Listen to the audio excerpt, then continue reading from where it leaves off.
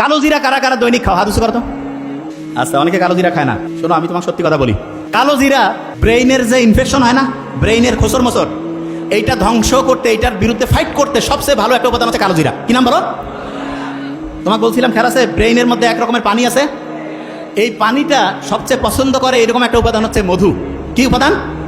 বিভিন্ন জায়গায় যে ন্যাচারাল যে মধু পাওয়া যায়, সেই মধুটা প্রত্যেকদিন 1 চামচ 1.5 চামচ করে রেগুলার খাবা কালো জিরা দিয়া। দেখবা আল্লাহর রহমতে তোমার ব্রেইনটা এত পরিষ্কার থাকবে, এত সুন্দরভাবে চিন্তা করতে পারবে। ওই যে মোকাররম স্যার বললো না যে ফটোগ্রাফিক মেমোরি, ছবি দেখলো, একটা পৃষ্ঠা মাথায় নিল, সাথে সাথে রিজার্ভ হয়ে গেল। আস্তে আস্তে আল্লাহর রহমতে সেই রকম মেমোরি আল্লাহ চাইলে তোমার হয়ে যাবে। বুঝতে পারছো? তাইলে বলো তো, প্রত্যেকদিন মধু খাবো কিনা?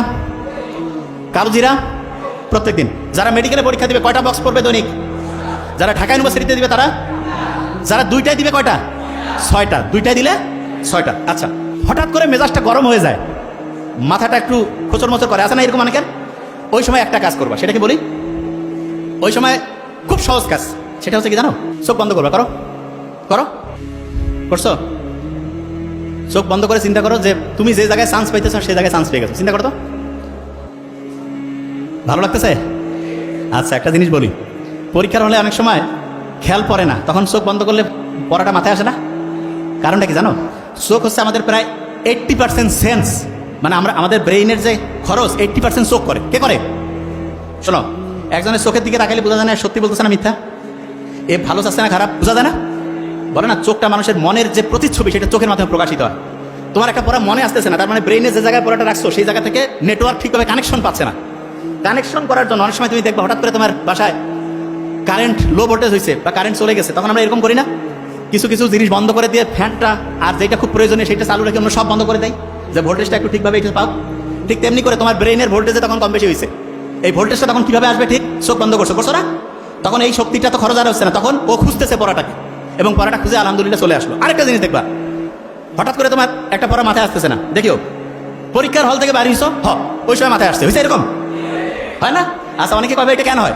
বলি একটা জিনিস, ব্রেইনের একটা অসাধারণ বৈশিষ্ট্য হচ্ছে, কোনো প্রেশার নিতে চায় না, প্রেশার নিতে চায় না।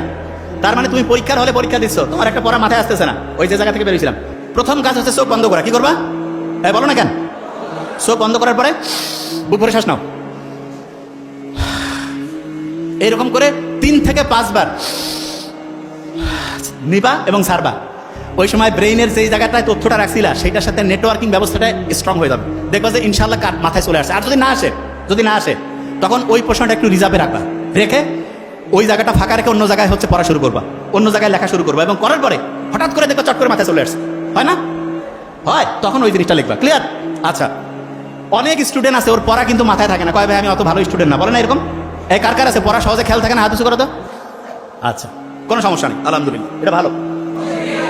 যখন রোজা রাখি তখন কি ব্রেইনটা ভালোভাবে কাজ করে না খারাপভাবে?